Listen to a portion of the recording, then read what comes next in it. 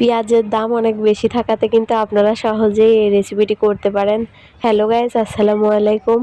তো বাজারে কিন্তু পেঁয়াজের দাম অনেক বেশি, এই কারণে আমরা পেঁয়াজি খাওয়াই বন্ধ করে দিয়েছি।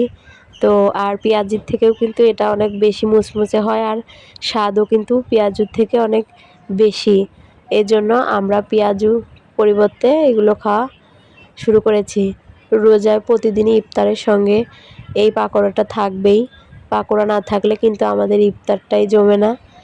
আর এটা কিন্তু বেসন ছাড়াই বানানো যায়, শুধুমাত্র ময়দা দিয়ে বানাই আমি। তো এত মুচমুচে হয় যে খেতে অনেক টেস্টি লাগে। আপনারা অবশ্যই একবার হলেও এটা ট্রাই করে দেখবেন।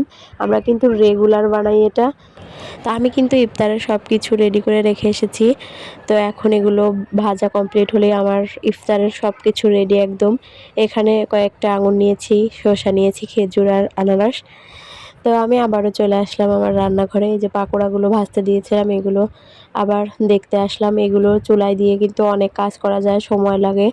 গ্যাসটা যদি একদম লো হিটে দেওয়া যায় তাহলে সুন্দরভাবে ভিতরেও একদম মুচমুচে হয়ে যায়।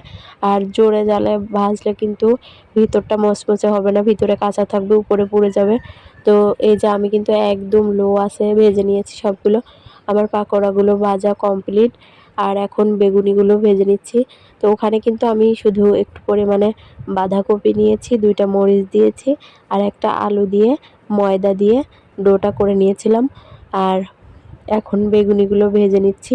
বেগুনিগুলো ভাজা শেষ হলে আমার ইফতারের সব কিছু একদম কমপ্লিট। ইফতারি বানানোর মধ্যে কিন্তু অনেক আনন্দ কাজ করে আমার, কার কেমন হয় জানি না। তো আমি কিন্তু খুব আনন্দ সহকারেই এগুলো বানাই। তো সবাই আমার ভিডিওটি দেখে থাকলে অবশ্যই বাড়িতে ট্রাই করে দেখবেন। আশা করি সবারই ভালো লাগবে। আর এটা যদি একবার ট্রাই করেন তো আমি গ্যারান্টি দিয়ে বলতে পারি যে পেঁয়াজির পরিবর্তে প্রতিদিন এগুলোই চলবে আপনাদের ইফতারিতে। তো সবাই ভালো থাকবেন, সুস্থ থাকবেন। আল্লাহ হাফেজ।